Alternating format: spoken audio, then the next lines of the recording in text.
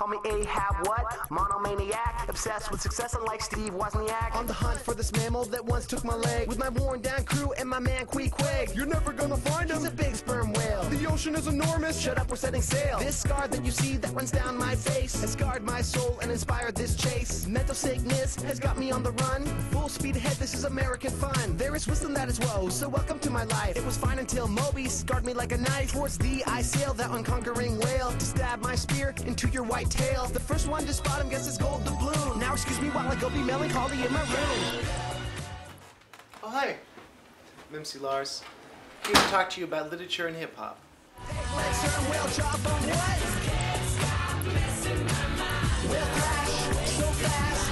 Oh no, the ship's got a hole. Plug it up, plug it up. We're never gonna find this white whale, are we, Captain? Hey Ishmael, can I call you annoying? Grown up beluga in the deep blue sea, swim so fast and swim so free. With the heaven above, Moby Dick stressing me, and this crazy drenched crew below. Call it idiotic pride or call me Oedipus, my main tragic flaw. But what about us? It's your battle too, crew, man versus beast. At least have respect as we sail south and east and north and west. Look, I'm doing my best. While the rain keeps pouring, we're exhausted and stressed. Pimp went insane when he almost drowned. So profound when he shrieks like a little sailor clown. Random ships we met warned us of our doom. They said our boat would be our tomb. Near the Mariana Trench, deep in Oceanic, we spotted Moby Dick so white and Titanic. Bad trip, thanks to Moby Dick. Legs turn whale chop on what? Whale crash so fast. Oh no, the ship's got a hole. Plug it up, plug it up. Yeah, so my name is MC Lars. I make what I call post-punk laptop rap. And my whole thing is taking hip-hop as a cultural form and connecting it with other things like academic ideas or pop culture ideas or historical ideas, and making it so I draw connections between everything. So I've kind of been on the forefront of indie music, and I'm really anti-label. Just when you sign to a major label, you become someone's slave. You become their property. You have to do what they say artistically. They're so fickle. It's not the right move if you're doing something that's progressive out of the mainstream paradigm. And like a lot of bands who are anti-label have been able to find success and make more money these days, like Odd Future and groups who are able to make their own underground communities. And I love that I'm able to do everything myself and be my own boss and kind of take a lot of the punk DIY ethics of the 80s and 90s and turn it into hip hop. And I sample punk bands too. So that's where the post-punk laptop rap comes from.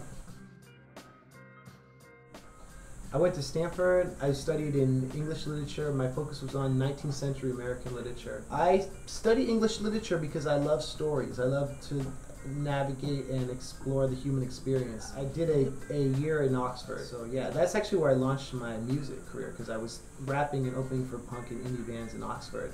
And it just kind of, everything snowballed from there. It was so random. I got introduced to literature. My mom was a librarian. So yeah, I did those talks at the Monterey Public Library. She'd always read to me. And they'd take me to see Shakespeare when I was a little kid, like in Tahoe or in the Bay Area. And, I did theater and stuff in high school, and rapping is really just acting in the vocal booth. I got inspired by literature when I realized its relevance to today's life. And in my teaching work and my workshops, I strive to help students draw those connections for themselves. Because, without that, it's just some dead white guy that no one really cares about, who's part of the patriarchy and part of the canon of literature that's not really relevant to these kids unless you can draw important connections. And hip-hop is the alchemy that allows you to do that. You know what I mean? My first introduction to hip-hop was the first CD I ever bought, Criss Cross, Totally Crossed Out. And then Snoop Dogg, I remember, was huge. And I had a tape that I borrowed from my friend, and the first skit is Snoop Dogg in the bathtub with his girlfriend, and then all his friends come over and they start talking about his hedonistic lifestyle and how it should be celebrated. And I was coming home and I was like, Mom, listen to this tape. And she's like, I don't want you listening to this, you're 11. You can't be listening to songs about gangbanging and promiscuous sex and all this stuff. She's like, you're 11, you're too young for this. And because she said that, I was like, I have to have this tape. So my friend Ben came over and we dubbed it with the sound off on the stereo. So then I had Snoop Dogg's album. So hip hop to me was always illicit, always the other culture. You got the dopest shit out on the streets. Nigga, is you crazy? That's the American dream, nigga. Well, ain't it? Fool, you better come on in. Wait, hold up, Snoop. Hey, nigga, I put $5 on the weed. You better quit fucking with me. The first actual rap song I did was when I was 16, when I did my rap version of Macbeth. The witches had this tetrameter, double, double, toil and trouble, fire, burn, and cauldron bubble. Like the rap of that, the cadences of the witches, that made me realize that there's a connection between literature and poetry and music. And like the fact that like you could take that and put a beat under it and it's basically a pop song. Like Shakespeare was the Justin Bieber of the 17th century, you know what I mean? Yeah, my time studying at Stanford really helped open my mind with songwriting, because like when you're writing a song, you're essentially writing a paper. Your thesis is your chorus or your hook, so the main point you're trying to get through, and all your verses are your defending. And in studying the literary canon, it helped me as a writer, because hip hop is really, rap is about playing with metaphor, playing with similes, it's playing with meter, playing with cadences. Like, if you can understand literature, you can rap. The reason why Shakespeare is so revered is because stories of love and death and the power struggle and, you know, like tragedy and murder and betrayal, all of that is timeless, because those are human things we've been wrestling with since the dawn of time. And Shakespearean tragedy is like, you see that a lot in hip-hop culture. Like the Biggie-Tupac feud was an example of that. The power struggle, people whispering in each other's ears like Lady Macbeth, like you can be the #1 rapper, you know what I mean? Like all of that, you know, Shakespeare could have written a great play about that. And hip-hop is about oral culture. It's about retelling the history of the past in a new way. And Shakespeare, you know, did that too. Like Hamlet is based on an old Scandinavian story, and he just retold it for the English audiences 200 years later. You know what I mean? Macbeth is a classic story too. Any MC who's bored by Shakespeare doesn't really understand literature or understand the craft. Nas references Shakespeare a lot. All the great rappers understand their connection to the history. You know what I mean? And so I love to draw those connections too. Edgar Allan Poe's his whole style was his poetry was written to be read aloud. He believed in the magic of words, the repetition of sounds. This is Basil Rathbone reading Edgar Allan Poe. A friend of mine from the Nantucket Boys and Girls Club gave me this album at the end of my Artist in Residence program, and I keep it as a souvenir of that. Anyway, it's just cool. Like we were talking earlier about how Poe was written to be read aloud. So you can listen to this album and hear his poems, and it's like, there's just a magic to his words. I wrote a rap about the bells, which is one of his best poems. And check it out. If you listen to the cadence and the flow of this, you listen to how it's like a rap song. I'm not even gonna like try to rap it. I'm just gonna read it, but you'll hear it sounds like a rap song. Hear the sledges with the bells, silver bells. What a world of merriment their melody foretells. How they tinkle, tinkle, tinkle in the icy air of night, while the stars that oversprinkle with the crystalline delight, keeping time in a sort of runic rhyme to the tintinnabulation that so musically wells from the bells, bells, bells, bells, bells, bells, bells, from the jingling and the twingling and the tinkling of the bells. That's crazy. That is his tetrameter, like just the natural flow of that fits the cadence of hip hop.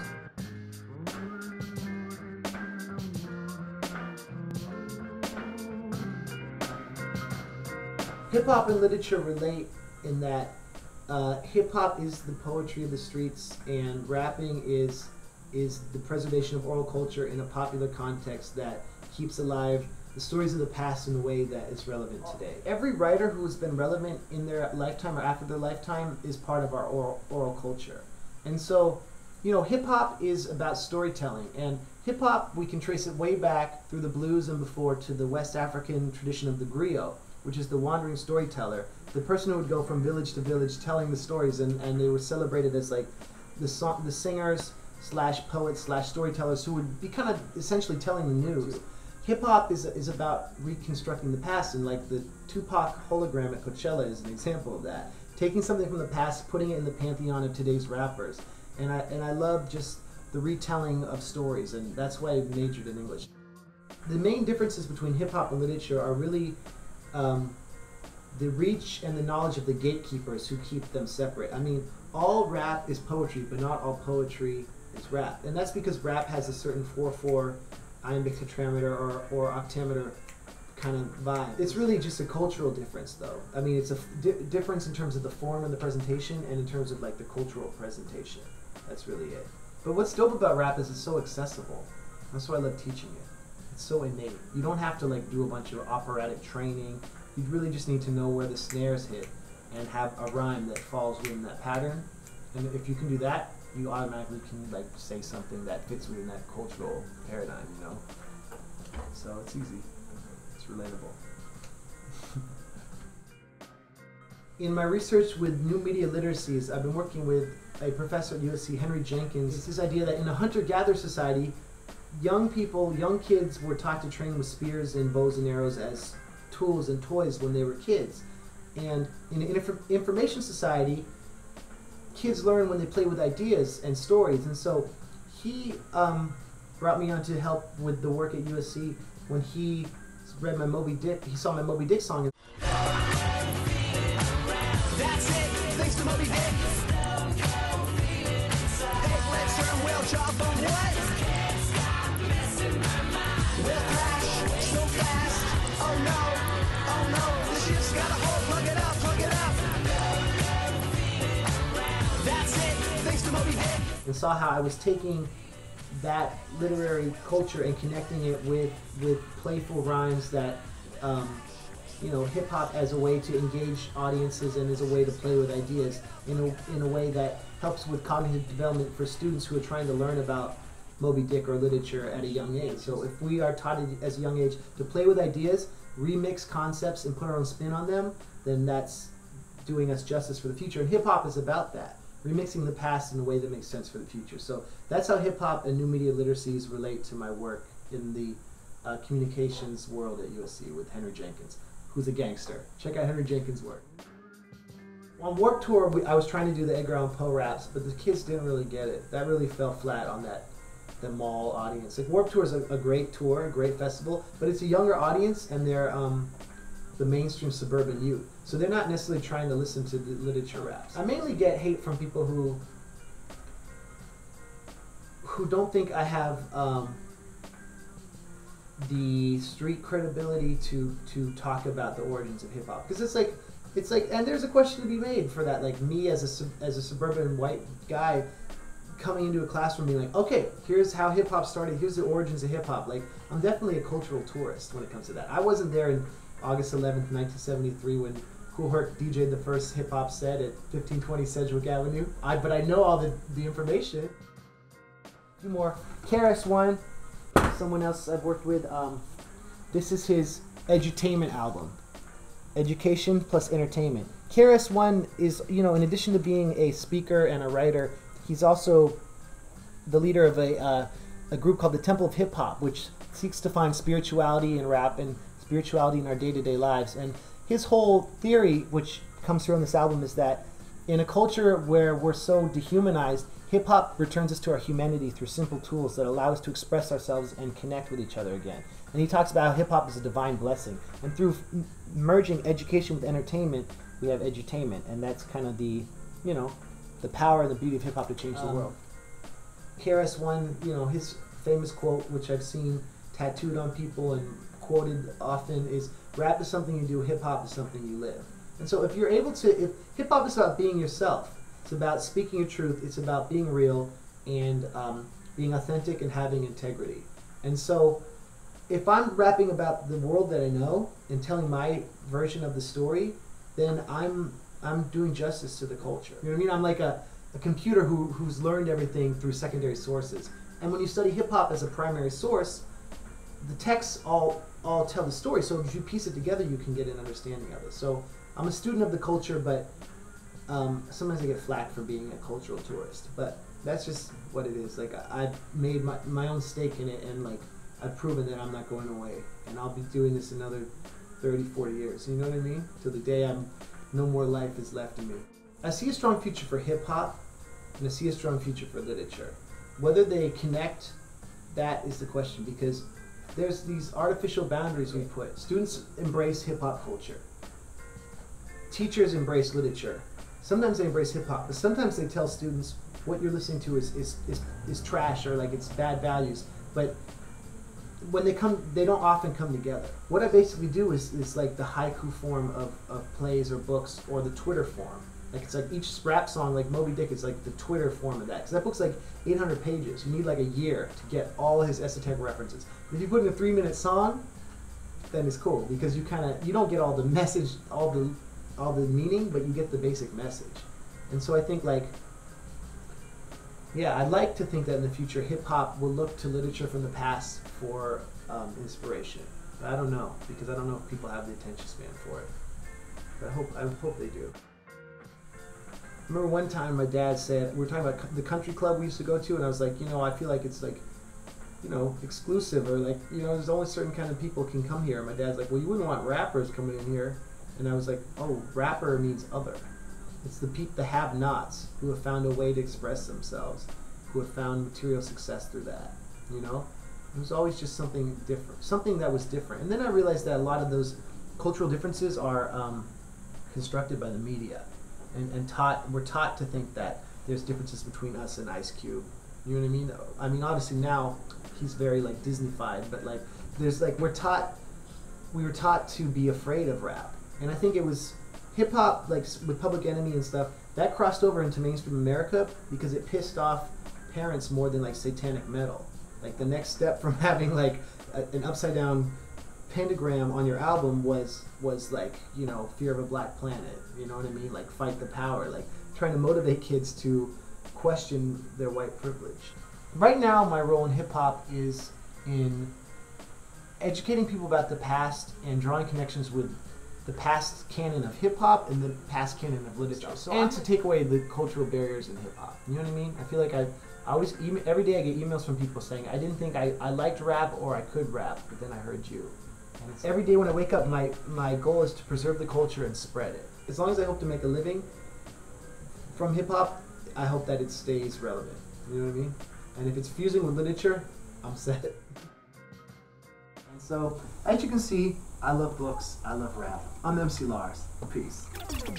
We got EAP in the house tonight. Edgar Allan Poe, America's favorite anti-transcendentalist. We're taking this back, way back, 19th century style. Who's that? Who's that? Rapping. Who's that rapping at my chamber door? Mister Mr. Raven. All up in my grill like nevermore.